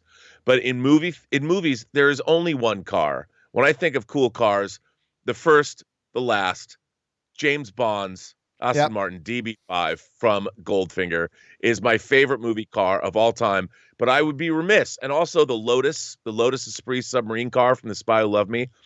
But I would be remiss, John, if I didn't mention Han's RX-7 from Tokyo Drift.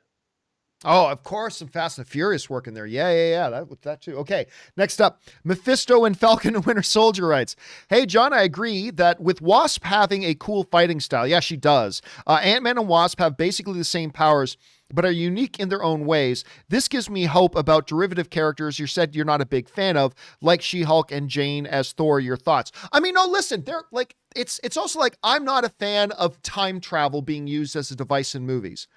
But there are definitely movies that use time travel that I think are great. You're talking about Star Trek. It was Star Trek 4, The Voyage Home, right? Yeah, like Star Trek 4, Back to the Future. Yeah, I am generally not a big fan of derivative characters. But like time travel, there are definitely some derivative characters that I really do enjoy.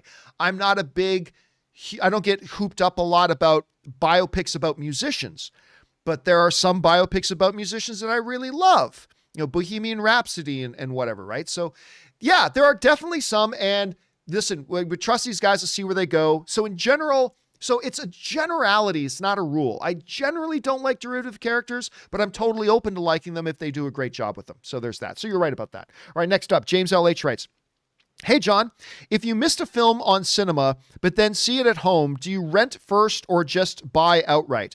I know you get digital. I buy discs even though I've not seen the film. Example, your movie when it released, bought that rather than rent." Well, thank you for buying or renting my movie. I appreciate that very much. If there's a movie I didn't see in cinemas and it comes out on digital, I got to admit, I usually rent. I'll usually rent it. Because, Rob, here's the thing. If it was a movie I was really excited about, there's no logical explanation about why I wouldn't have seen it in theaters, right? So if I'm watching it on home video later, that means I probably wasn't all that stoked about it at first. And if I wasn't all that stoked about it, I'd probably rather drop the rental money. And you know what? If that means I have to double dip where I spent $5 to rent it and then later had to spend $19 to buy it, that's okay, because doing it that way has probably saved me a lot of money in the long term. Rob, what about you? If something comes out that you never got a chance to see theatrically, do you rent first normally or do you buy first normally? If I really wanted to see it, I mean, usually if I didn't see it theatrically, my first impulse is not to buy it, but I have to tell you this. I seldom rent things. I just buy them because I think to myself, if I'm to spend $5, especially like our 1995 rental, I'm like, I'll buy the physical media. I mean, why not? I'll put it up on the shelf. Maybe there's some special features. but I tend to buy things that if there's something I really want to see, or something I'm interested in, I'll buy it. Especially if it's a foreign film, I tend to drop the green. All right. Next up, James also writes, here's an example of 4K discs I've bought in the last few months without seeing it first. Any stands out to you? Phantom Thread. Oh, I mean, see, that's a good example because you're talking about the greatest actor of all time in probably his final film. So that is probably a good investment. Phantom Thread, King of New York with Christopher Walken, De Niro, Rourke, and Angel Heart. I'm not as big of a fan of Angel Heart as a lot of other people. I don't know why. It just never hit me as much as well. And most recent, Old Boy, the original version. Well, yeah, Old Boy, that's a good one too because it's got like a cult following. So yeah, a couple of those, especially the Phantom Thread one. I could totally see that one because there is a real significance to that one. And I think maybe if you're talking about older movies, maybe you hadn't seen yet, but this is like, for instance, if you'd never seen Blade Runner. I'm not even a fan of Blade Runner, but if you've never seen Blade Runner, it is one of the iconic sci-fi films of all time. So yeah, there's something very significant about that. You buy it. And so I get that. And so something like that with Phantom Thread, totally good move. All right, Tim Platt writes, March 19th, Falcon and Winter Soldier Day, and my local theaters are reopening at 50% capacity. Finally, I can actually see Godzilla vs. Kong on the big screen. I haven't been to the movies in so long. What a way to come back. Beyond happy, dude. You and me both. I am so excited. I got my tickets for Godzilla vs. Kong. Ann and I booked a private theater on Friday so we can go watch Indiana Jones and the Last Crusade. It is glorious, Tim. It is a glorious, glorious time to be around, and I'm really happy for it, and I hope you have a good time watching that film, my friend. Me too. All right, Superman and Lois, wow, writes, my favorite episode is HBO 3, is episode 3. I don't know what HBU means. And should boys play football? I think it's okay if Clark is coach. P.S. Show is going on hiatus due to something COVID related, which I'm fine with because that means they're taking their time to make quality content instead of pushing out the episodes. Rob, I can't remember. Have you started watching Superman and Lois yet? I can't remember. Listen, you know me. I was like, F this Superman. The way they screwed this Superman over in the CW. This, so far, I haven't seen episode 4 yet. But I'm 3 episodes in. I really like it. I do too. Yeah? I do too. What's your overall impressions right now? Well, sure, there's this alternate Earth history thing going on, but I've been fascinated about the family story, the familial story going on. Yeah. And I've found myself enjoying it. I mean, I worked on Superman Returns and did a whole documentary about it. And there was definitely a familial element that they were trying to bring forth in that film, but I think they're doing a really good job of that on the show. And I find it fascinating because, it's something new to see Superman being a father of 2 sons and dealing with the travails. I find that interesting. That's the way you could tell a Superman story. It doesn't matter. All the powers in the world don't make anybody a better father or able to connect with their sons. And I'm like, how interesting. From a character as this perspective on humanity doesn't mean that his sons don't need one-on-one attention that any son would need from their father. And I'm like, right, there's a way to make Superman interesting. And part of the problem with why we don't get so many Superman movies is it's really hard to come up with an interesting story because Superman can pretty much defeat any villain you throw at him. And yet, no matter how strong he is, if you don't show up at your kid's football game, you're a douche. And listen, I hear some people criticize the, CW is still doing the teen emo angst thing. It's like, I feel like they don't get it because it's that part that becomes the struggle for Kal-El. It's him dealing with that and understanding how to navigate his way. I just thought it was a really interesting, very HBO way of dealing with it as opposed to a CW way of dealing. So far, I mean, I don't know. This show could fall off the rails and go completely to crap really fast. But right now, I call it like I see it. I'm really enjoying it. And you guys should give it a shot. See if you think so too. All right. An anonymous viewer writes, Isn't the device's limits the way they stop password sharing? If my subscription says I can log on to 5 devices, I can log on to 5 devices, no matter where those devices are.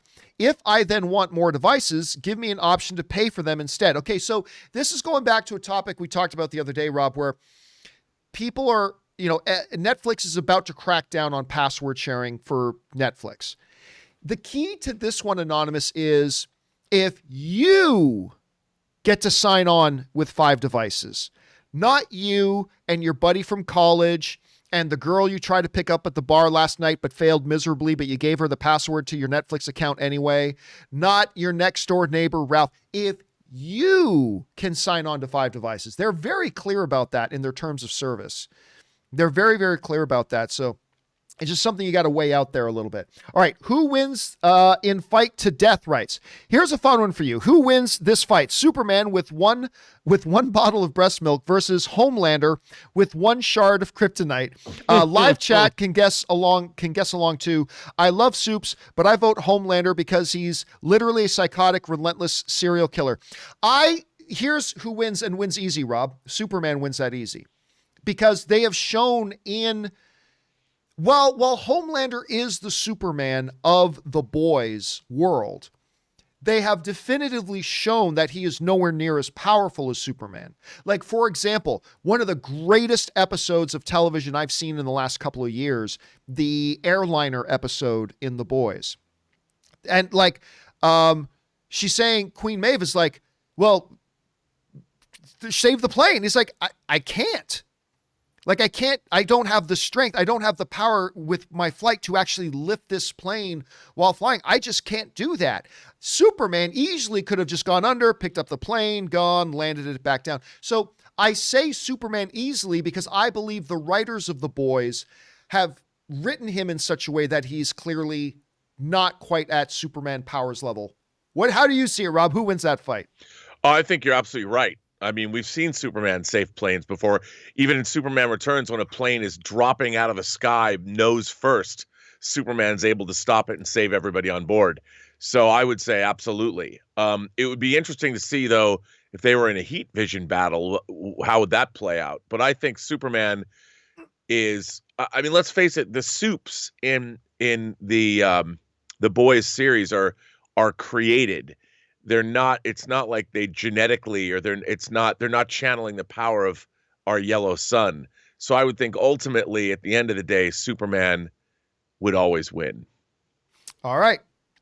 By the way, I'm seeing some people in the live chat very, very incorrectly saying, oh, I think he could have saved them. He just didn't want to. No. Go back and watch the episode again.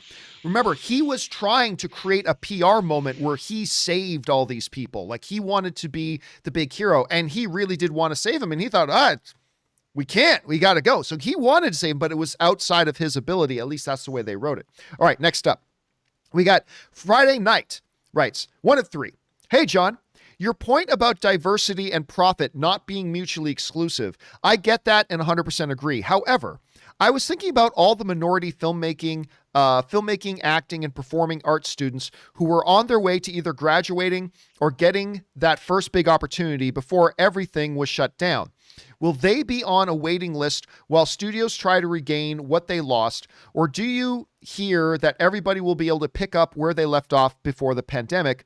What do you, Aaron, Rob, or Kim, if there, see? And what are you hearing, if anything? Well, I mean, it's not just, people. It's not just about anybody who's a minority who is in line waiting for one of those opportunities. It was everybody. Like, Rob, we had Aaron Cummings on the show the other day. And by the way, if you haven't watched Aaron's acting reel that we put up on the channel the other day, you should go watch it. You want to get a real sense of how much she's been. And they didn't even show everything she's been in. But, she is in the upcoming new Will Smith movie, King Richard. And she got this role and was supposed to start shooting the day after they shut the production down because of COVID.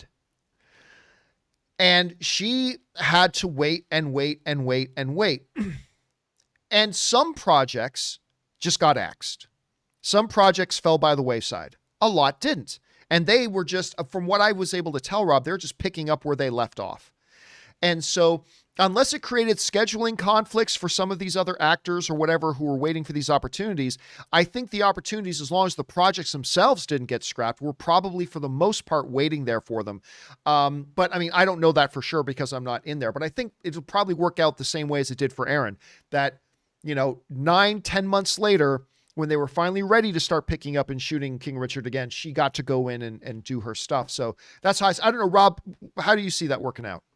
Well, I mean, I kind of see it that way. Look, the industry has been so derailed, and as productions come back and we have to follow COVID protocols, I think we're going to eventually get back to where we were before.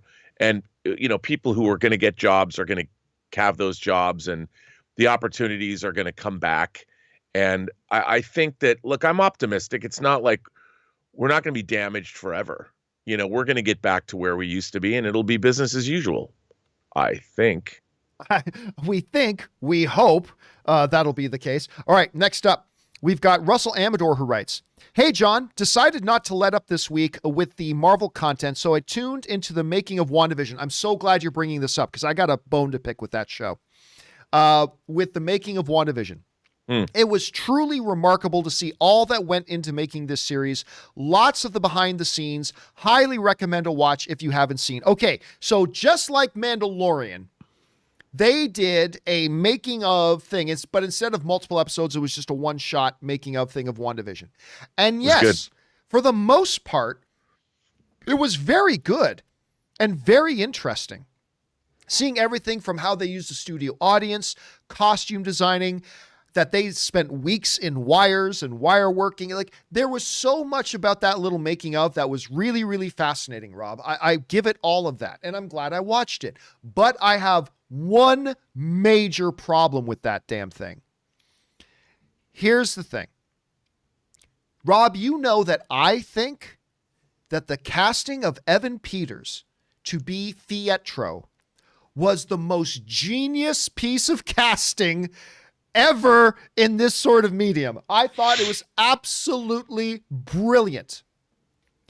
That said, how you can do this making of WandaVision and not even address the issue of Evan Peters being brought in to play the role of a fake Pietro, who is a character he played in another cinematic universe, to not have Kevin Feige sit down, or Jack or Matt, the showrunner and the director, sit down and say, here was our thought process on this. It was, Rob, easily the number one most talked about thing in WandaVision. And while I thought it was great, to make a making of special and not even address that, I thought was stupid. I mean, don't get me wrong. I enjoyed everything else about it, but to not address the most talked about thing when it came to that series, I thought was not just a missed opportunity. I thought it was nigh negligent. I really had a problem that they didn't cover that and talk about that and what their philosophy was, what they anticipated fan reaction would be, what it wasn't. I almost got to believe they probably did and then went, whoa, wait a minute, it's too hot, so let's just edit that. I mean, I don't know. Rob, what did you think about that making of documentary? Well, first of all, I have to say, I really loved it. I was actually surprised at how in-depth it did go. And I thought it was beautifully shot, and I thought they did a pretty good job. It was long. I mean, it was almost an hour long. I like the overview. Now, not to defend the omission of this, because I think it is a glaring omission. I think obviously this was being shot in production, and this documentary was, I'm sure, finished even before the show started airing.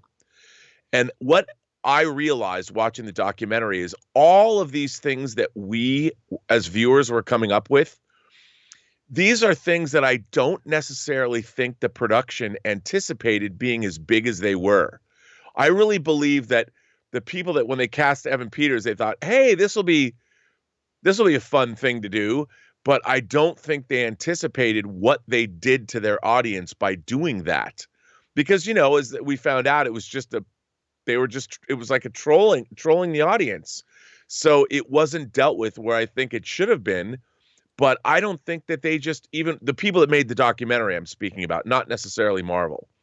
And it just was it wasn't their focus, because I don't think the people that were making that documentary knew how big it would be. If I was producing that documentary, I would have made sure, I would have said, I don't think you people understand what you're doing with this casting. And I would have gone in and shot and interviewed Evan Peters and talked to everybody about, why did you do this?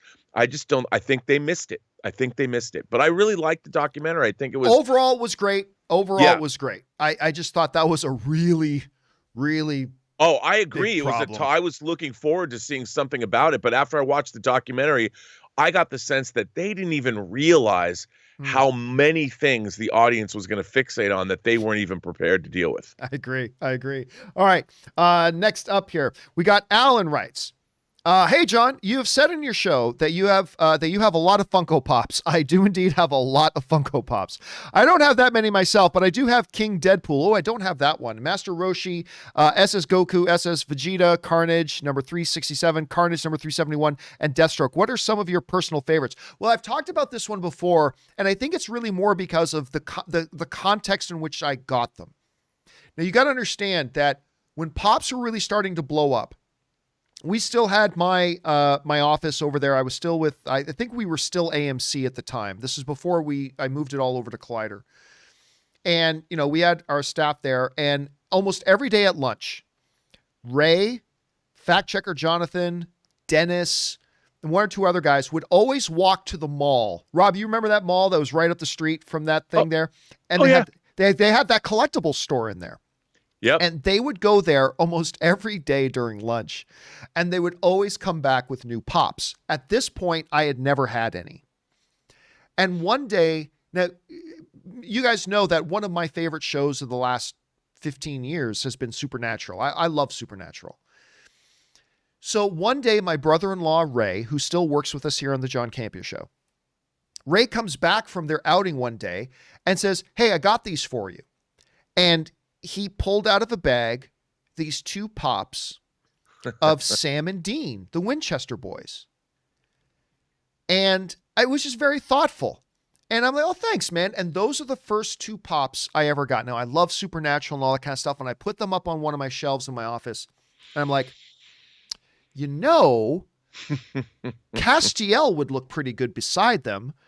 So then the first time ever I went out to a store and I bought my first Pop. The first one I purchased was a Castiel. So I put it there and you got to have a Batman Pop. I mean, you got to have a Batman Pop, right? Everybody needs to have a Batman Pop. So I went out, I bought a couple of Batmans. And then I'm like, well, what am I doing? I need some Star Wars stuff. So I bought 10 Star Wars things. I dropped $140 one day going into one of the stores and bought 10 Star Wars things. And then because Rob, unlike Hot Toys, which when you see the price tag come up, you gulp, right? Woo, I'm about to drop $275 on this or $350. Yeah. It's like $10. $10. And before you know it, you've bought 200. And so, but yeah, because of that, the most special ones to me are still the first ones I got. Partially because it's Supernatural, partially because they're the first ones I got, but partially because I got them by somebody being really thoughtful, like Ray, my brother-in-law, Ann's brother, brought them to me. And so for that, those are my special ones. Rob, you have such a great collection. Do you have one that stands out to you as if my house is on fire and I only had time to run in and grab one, what is your most precious? What's the one that means the most to you? My most precious Funko Pop? Or any figure that you have. Oh my God. Yeah. Dude, that's so hard to say. It's like picking your favorite child. Yeah, I'm thinking about which thing would I take that I couldn't replace. You know what? This is kind of strange to say, but there are these 3 die-cast Japanese robot toys that I have from a show called Getter Robo G, and they're hideously expensive, and I don't think that I could get them again. So I'd probably take those, but then I would regret it because no one knows what they are, so nobody would be impressed that I have them anymore. so that I think of all the collectibles I have a model of the Enterprise refit from Star Trek: The Motion Picture that it's a 1/350 scale. It's about 3 feet long. I'd probably take that. But if I had to rescue one Funko Pop, I would take my green Orion slave girl from The Cage. From the original Star Trek series. Yeah. Because I have some pops. You know, I'm not a fanatical pop collector, but I like pops. Like I love my Mads Mikkelsen Hannibal pop that I have him standing right over there on the shelf in front of all my first edition Thomas Harris Hannibal Lecter novels, you know. And I think it's funny because everybody who collects them leaves them in the box. But to me, I mean, I love taking them out of the box because they look great on bookshelves. So I take them out. See, I keep them in the box, because does. I only do because they stack easier that way. Right. That's and I like the boxes, and they stack much easier. Let me ask you this, Rob. I don't know. I'm looking at the Kurosawa stuff behind you. You and I have never talked about this. Is there even, and if it exists, do you have it, a Tom Cruise from The Last Samurai? Does that even exist? It's funny that you say that, John. Do you? Because look, let me just move this over here and bring him out. Oh, I didn't even know that was it. Oh, yes. And by the way, this, John, is it's gorgeous. A fairly new figure. This is easily one of, let's see if I can put this up. Now, that's beautiful. He needs to have his hair styled a little bit, but can you see? I mean, let's see. Look at the detail on the armor. Dude, the armor on this figure, this figure is insane. This is it's an unlicensed figure. It is one of the greatest figures that I own. All the armor is die-cast metal. I mean, and look at that head sculpt, dude. Oh, that is beautiful. Oh, this is one of the most insane figures I own. And by the way, the movie itself is fantastic, too. I love the movie. Oh, now let me show you something, since you asked. All right. This is the old Nathan Algren figure I had that I got like 15 years ago. It's a bootleg figure. This was the old figure. That doesn't even look like Cruise. Here's the new figure. Oh, the new hotness. Look at that. So there you go.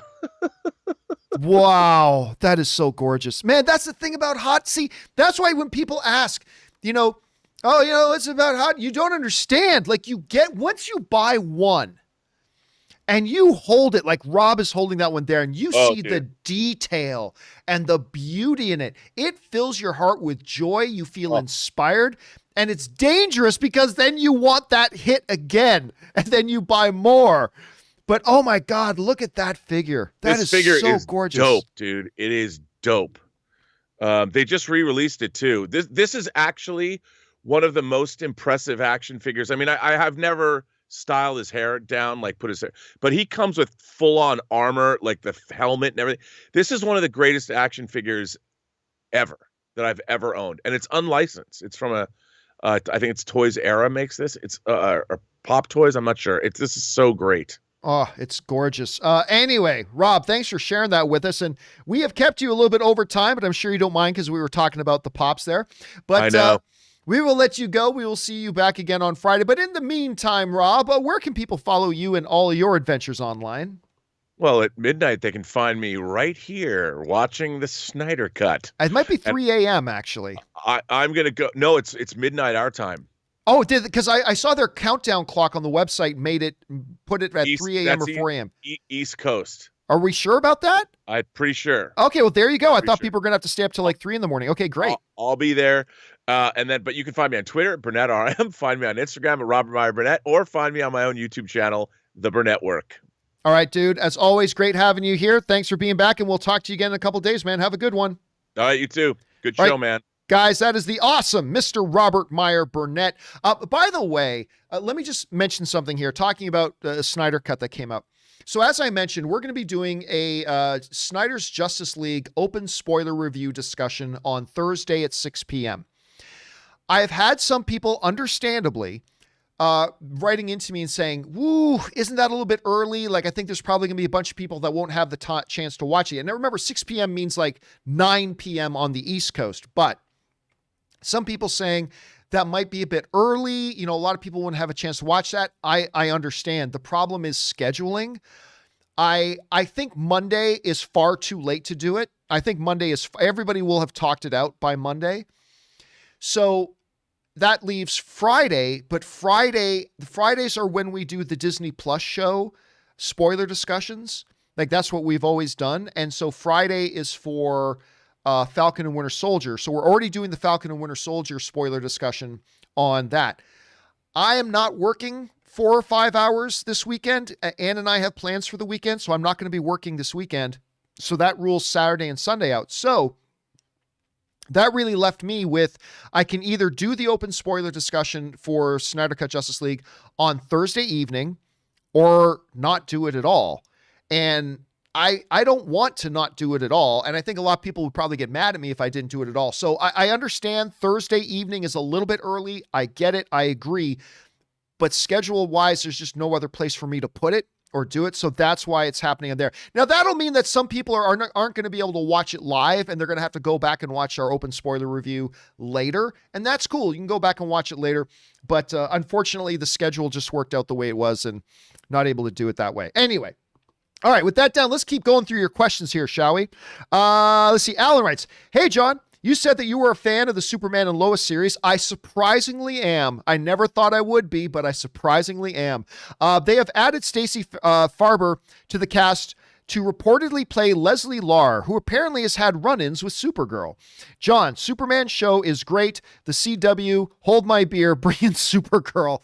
Yeah, listen, so far they really haven't done anything in the series that at least I have seen that shows there's actually any real connection between this Superman show and all the other CW verse stuff. But I mean, maybe they are. I don't know definitively that they are. I don't pay a lot of attention to it right now. But all I can say is I am liking this Superman show, surprisingly so, and I really hope they don't screw it up. I really hope they don't screw it up. Please don't derail this thing. I'll be very disappointed with the dude because so far they've done a very good job on it. Hey, give credit where it's due. I don't hold on to grudges, man. I hate what they did with him in the other CW stuff, but you put out something now that's good, I'll get on board with it. And it's really good so far. So please don't screw it up. Next up, Willow writes, I wish they would say Edge of 17 took place in Vancouver. Did you know I knew the movie was shot in Vancouver? A lot of stuff shoots in Vancouver, just so you know. There was a scene that takes place at a popular donut place called Duffin's Donuts, and that's just a few blocks from where I live. Listen, it is crazy, Willow, how much stuff shoots in Vancouver. Like, I lost count of how many times, like, Aaron has okay, off to Vancouver. It's like, because it almost feels like every other time Erin has an acting gig, she has to fly to Vancouver to do it because that's where they shoot it, right? Like when she did her Flash, when she was the villain on The Flash, she had to get on a plane, fly to Vancouver to go shoot it. It is crazy how much they shoot. It is a very, landscape-wise, it's an incredibly diverse place to go and shoot stuff. So yeah, there's that. All right, anyway, next up. Boris writes, one of two. Hey, John, thanks for thanking us for 2020, but thank you for the better part of a decade. I still remember every morning being excited for a new episode of Movie Talk on AMC and wondering who would be filling the desk that morning. Whether it was Christian, Dennis, Clark, John, Perry, yourself, and I could go on. Thank you for all your hard work and people you've introduced us to. From my headphones on my way to university to my car speakers on the way to my full-time job. Thank you. Well, thank you so much for that, Boris. Listen, man, it's always nice when somebody wants to send in a message just to be kind and courteous. And thank you for that. I appreciate that. And what he's referencing is, I mentioned the other day, my MCN, my multi-channel network, I belong to an MCN called BBTV. And even though you have YouTube analytics, BBTV finally the other week sent me my full 2020 analytics and statistics. And you got to understand, and I'll mention it again. Some of you may have already heard me say this, but this is worth mentioning again. 2020 was such a BS year, especially in our context of the movie business. I mean, theaters were closed, all the big movies didn't come out, like all this kind of stuff. It was tough. So when you are primarily a movie and entertainment channel, you would think you are going to struggle a lot in 2020. But when we got the final analytics, and I already knew it was close to these numbers, but when I got the final analytics, in 2020, that complete BS year where there was barely any news, barely any like exciting new content coming and all that kind of stuff compared to most years. We had 40 million views of our channel in 2020 in a totally off BS, everything's going to the crapper kind of year. We had about 40 million views of our content despite being in such a crap fest of a year where a lot of times we had nothing even to talk about. And we added just a hair under 30,000 new subscribers in that year as well. Again, a year when there was nothing really to talk about. And I thought that was such an incredible testimony to the fan community, the community we have here. I was just like really blown away. So here's to you guys. Thank you so much for giving us what should have been a year that maybe put us out of business. You made it a big, successful year for us. And thank you so much for that. So here's to a better 2021. Here's to seeing Godzilla versus Kong in the movie theaters. Here's to all the good stuff coming, guys. So thank you for that. I really, really do appreciate that. All right. Let's move on. So thanks for that. Thanks for that, Boris. Next up, Yaz writes, I think when Wanda rewound time, it took the beekeeper back outside of the hex. Also, I never thought Evan Peters was Quicksilver, but I thought the story behind his character would be something better than a dick joke. I hold Feige to a higher standard. I mean, at the end of the day, I don't think they rewound him out of the thing. Because remember, when Monica got thrown out of the hex, then Hayward said, we now have our first-hand account of what's going on in there. If she had thrown Agent Franklin out, he would have been able to give her a first-hand account of what happened in there, and they didn't. So it still remains a mystery as to what they did. They didn't do the whole Evan Peters thing to set up a dick joke. That was just an extra little thing they threw in. It's a German name. His name was Bonner, but she pronounced it Boner. But it wasn't for that joke. They just threw that in as a joke at the end too. But it is what it is. All right, next up. I am Steve Rogers writes, early theory for Falcon and Winter Soldier. Near the end of the season, Bucky dies and allows Falcon to show his character development because when he met him in Winter Soldier, he had quit on being a soldier because his wingman had died, but this time he will persevere. That's an interesting thought. Listen, guys, I got to tell you, this first episode is very, very different from like the first episode of WandaVision. And I want to tell you, okay, you know what? I'm going to tell you one little thing. I'm going to tell you one little detail that's near the very beginning of Falcon and Winter Soldier. So honestly, it's not giving anything major away, but if you don't want to hear anything, mute your computer until, see, I got my hand like this, mute your computer right now until I put my hand down. Okay. So if you don't want to hear even the smallest little thing, mute right now. Are you ready? Okay. One of the things I love about this first episode is that when we first come across Bucky, he's in therapy. And I won't go into any other detail about that, on how that influences what happens in the rest of episode 1. But they're doing something really good with the Bucky character that I really, really like. So yeah, there's that. Okay. You can unmute now. All good. All good. Okay.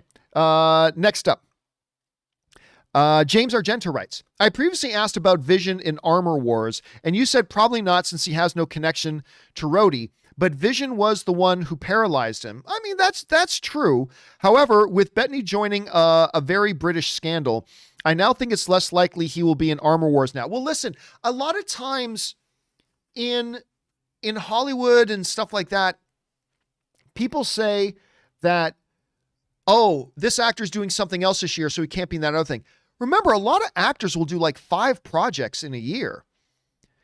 Like, it may take a year to make a movie, but an actor is only on set for maybe 5 weeks or 7 weeks. So just because, now again, I don't think Vision and Paul Bettany will be in Armor Wars. I could be wrong about that. That's just me speculating. But don't let the fact that Paul Bettany is going to be in other projects make you think he won't. That won't stop them. They have managers. They work out schedules and all that kind of stuff. An actor can be in 4, 5, 6 things a year if they schedule right. So don't let that make you think. Don't let that make you think that Paul Bettany won't be in it. Like, I don't think he'll be in it, but that won't stop him from being in it. You know what I'm saying? So that's just kind of my thoughts on that. All right. Tim Platt writes, speaking of movies shooting in a hometown, Wonder Woman 84 had a scene shot in a subway station, which for me was instantly recognizable because of pre-COVID. I would use that station and go to work every day. One thing I instantly noticed was they removed the names of the other stations on the train route. Seems like a pretty odd thing to get rid of. Is there any reason why a studio would choose to do this? Well, yeah, because they don't want to break the illusion of the facade of what city that is in. Like, they shot a lot of movies in Hamilton, Ontario, Canada. Like, a lot of movies and TV shows have shot there. But it's never meant to be Hamilton, Ontario, Canada, which is my hometown. It's never meant to be Hamilton, so they will instantly take away things that make it instantly identifiable as Hamilton. Now, if you're from Hamilton, you'll still recognize everything. But if you're not from Hamilton, you'd never know. Like, you would never know. So I think when they're shooting in a place that is not meant to be in that place, they will probably remove a lot of the telltale signs about what it is and what it isn't supposed to be. Okay, next up. We've got Avalos X2 Legit writes, who sends in like $20. Thank you, Avalos. Appreciate that, man. Hello, John. First time tipper, but long time viewer since the AMC days. Thanks for being along for the ride, man. We appreciate that. I love all of WandaVision, with millions mourning the loss of their loved ones due to COVID. WandaVision may not have been the story some fans wanted, but it was the story about grief that we needed. Yeah, listen, Aaron Cummings put that kind of beautifully the other day when Erin was on the show last. She talked a lot about the fact that you got to understand the fortuitousness of WandaVision coming out when it did. When there are literally millions of people in the world mourning the loss of loved ones to COVID and stuff like that over the past year, there was something about having a big entertaining show that also very much focused on the issues of grief and dealing with pain.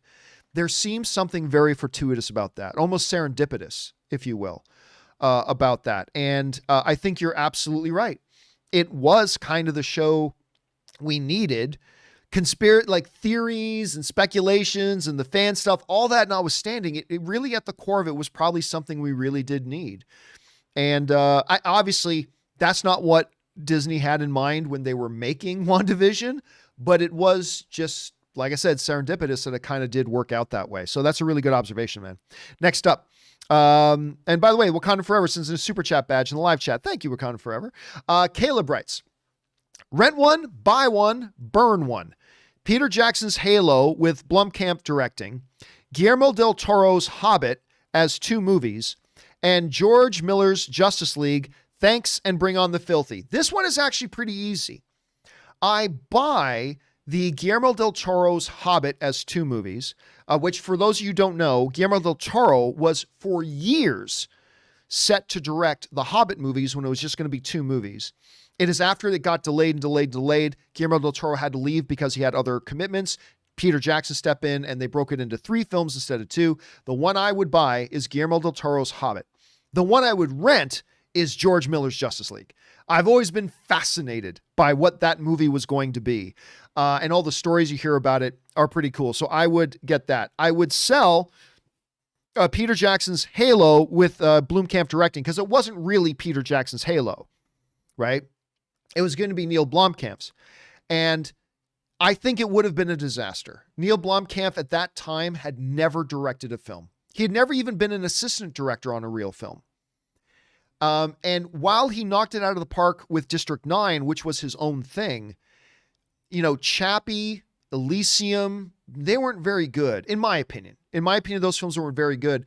So while I still have a lot of hope to see what Neil Blomkamp does in the future, I think trying to take a guy who had never directed anything, drop a tentpole project like Halo on him, I think it would have went badly. And I think that's why a lot of the studios started pulling their funding. So I would buy the Guillermo del Toro Hobbit 2 movies. I would rent the George Miller's Justice League. Always been fascinated by that. And I would burn Peter Jackson's Halo with Blomkamp directing. Now, if Peter Jackson had been directing it, might have changed things. All right. Black Frost writes, One of three. Hey, John. So I just finished watching Your Honor, and they really stuck the landing. I can see why they got the Oscar support. I know you can't watch it since you don't have Showtime, but worth checking out when you have the chance. Michael Sternberg does great. I mean, yeah, again, this comes back. Anyway, let's keep going here. Performance is the mob boss in it. He's been a great character actor for years, but after this performance, it was weird seeing him play a doctor in Doctor Strange. Playing a doctor in Doctor Strange. Is there any performance from an actor that has made a previous performance seem strange to you? That is a great question.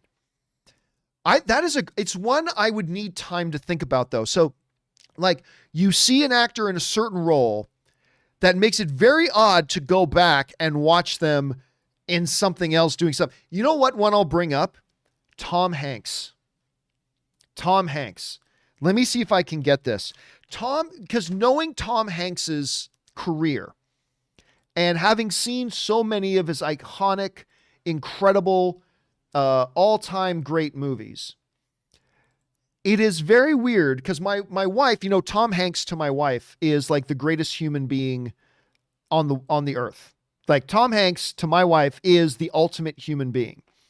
And she was on this quest to go back and watch everything that he had done. And it brought her to watching Tom Hanks's first movie. It's a little horror film called He Knows You're Alone. And oh my God, it's awful. And seeing Tom Hanks, which you don't think of Tom Hanks as the heartthrob, but this was a much younger Tom Hanks. This movie's like 40 years old, I think. Yeah, came out in 1980. And like, he's like kind of a heartthrob who picks up a girl while they're out on a jog and that kind of takes off from there. You go back and look at that when you know the rest of his career, it feels very out of place. That's what I'll say. It feels very out of place and a little bit odd of sorts. Anyway, there's that. Anyway, if I had more time to think about it, Black Frost, I would maybe come up with some others, but that is a fascinating topic. It's a good one to think about. You guys at home, what do you think? Do you got one? Drop it into the comments section. Let Black Frost know what you mean. Excellent idea. All right. Five Guys Burbank Town Center writes. And there is, I missed that. I used to, because obviously Ann and I moved recently, but right up the street from us was a Five Guys in Burbank Town Center. One of two. Thank you for your comments about the assassination of Jesse James by the coward Robert Ford. Finally, someone appreciates that masterpiece. If Rob is there and you just missed him, what does he think about? Oh, I know he loves that movie. Rob loves the assassination of Jesse James. Casey Affleck, Brad Pitt, marvelous movie. Anyway, Chipotle next to AMC 16. I ate a lot at that restaurant. I know you're a Shia fan. Movie that showed him taking the kid gloves off and really acting was 2007's Guide to Recognizing Your Saints. He was I don't think that was his best performance, but that was really good. Also starring Channing Tatum, Rosario Dawson, Eric Roberts, Downey Jr. Amazing film and amazing Shia performance. Seen it? Yeah, I'm not as big of a fan. Honestly, I mean, all film's subjective. I know that movie's got a lot of support. I haven't always been the biggest supporter of it.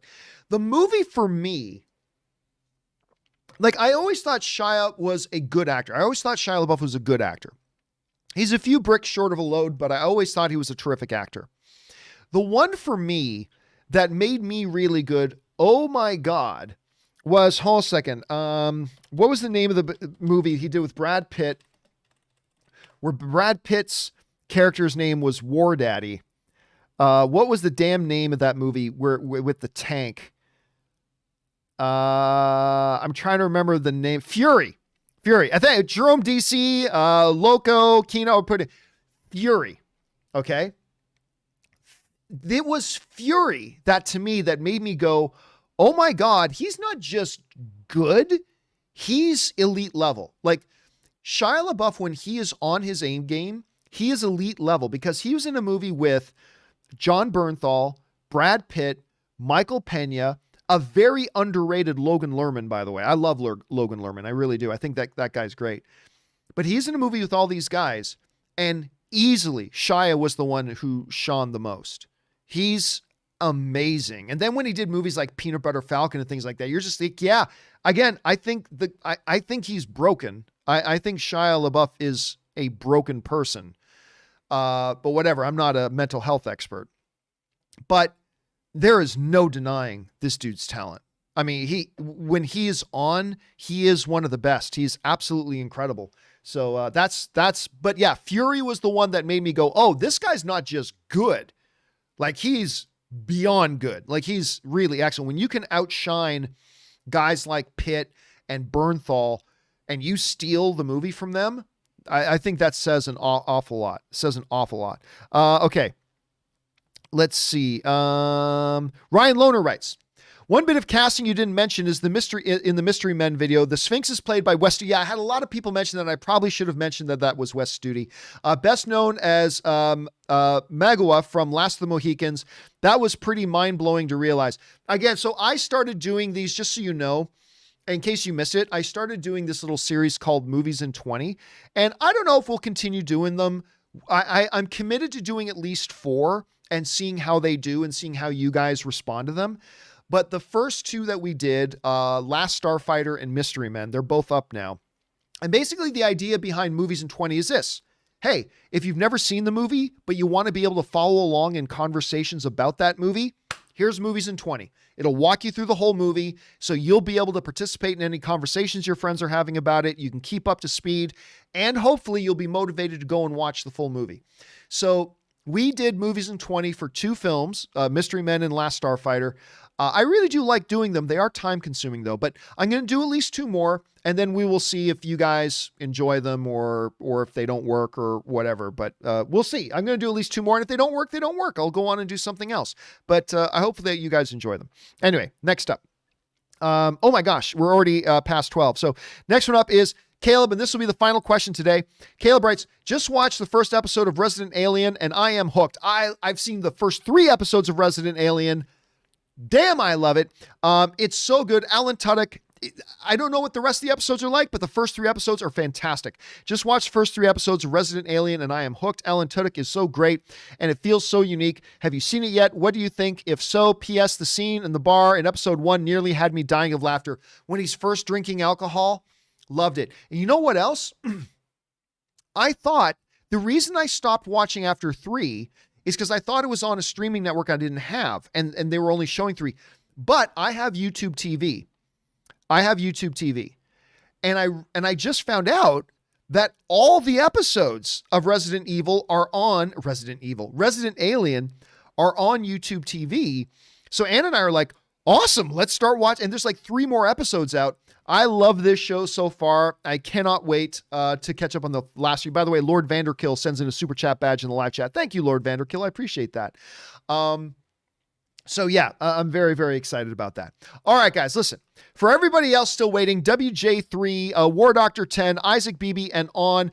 Do not worry. I'm going to do a companion video a little bit later today because my machine broke down, we haven't had any new shows since Friday, and so we got a little bit of a backlog of questions, which sucks because we had just finished getting all caught up on all the videos.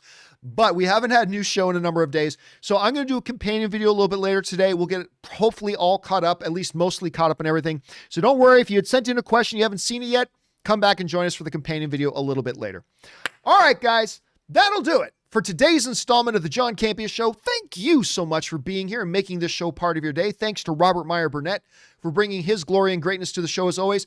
Special thank you to all you guys who sent in the live questions. Number 1, because you gave us great fun things to talk about. But number 2, you supported this show while you did it. And all of us involved here with the show, thank you guys very, very much for your support.